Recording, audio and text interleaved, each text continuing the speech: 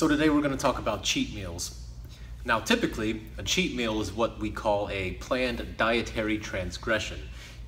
Most people abuse this particular concept, so when it is time for their cheat meal, they will go out and binge on thousands of calories in a sitting, potentially. The amount depends on the person and what you're hungry for. However, I'm not a big fan of them. If you're in a caloric deficit and you're looking to lose fat, it is still possible to have what we call bad foods and still make gains.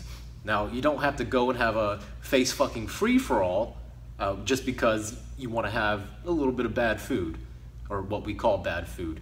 Now, the smart way to do this is to take into account that we have both nutrient-dense and calorie-dense foods.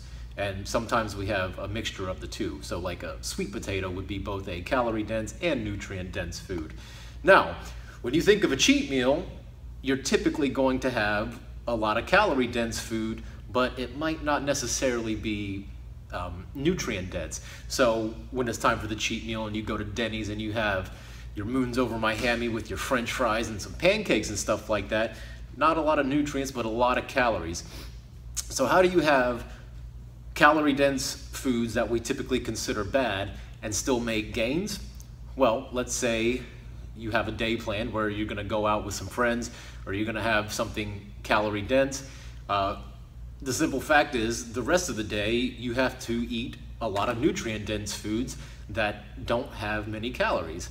So this is gonna be your stuff like your broccoli and your spinach and your beets, your lean proteins like your boneless, skinless chicken titties and whatnot. So the bigger the cheat meal you have, the bigger the amount of calorie-dense foods that you're going to ingest. You need to offset it by having a lot of nutrient-dense foods, since they will keep you full and they will provide you the nutrients that you're not getting with your cheat meal. Now, the other thing you have to ask yourself, do you have to eat that massive quantity of food in a sitting? I don't think you do. I don't think anybody does for the most part, especially if it's going to derail you, and especially if you do and you're not able to stop yourself and then you just keep eating and eating and eating. I know, when I would go play Dungeons and Dragons with my friends, I would have similar problems. So it boils down to what we call opportunity cost. So if you're gonna have a lot of calories in the form of bad foods, then you need to make up for it by having a lot of nutrient-dense foods, and hopefully you'll still manage to stay under your calorie count that you need to lose fat. And there are other videos that I've made on how to figure out your calorie needs, so you can plan accordingly in order to have fun foods and fun times with your friends while still getting everything that you need. So the easiest way to do this, in my opinion, is to just have a moderate amount of terrible food and get most of your food from, nutrient-dense sources. That way you're not overeating, you're still having fun, and you're still engaging in what we call flexible dieting. You want it to be flexible, you don't want it to be overly restrictive. Now, are there times for restriction? Yes. If you fall into the camp where if you have one donut, you're going to have a dozen, maybe you shouldn't have the donut.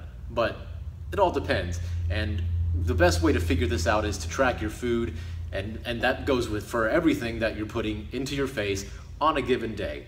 So just remember the opportunity cost. The more calorie-dense foods you have that have no nutrients, the more nutrient-dense foods you're gonna wanna get. So if you have any questions on this, leave a comment. Don't forget to subscribe to the channel and visit my websites.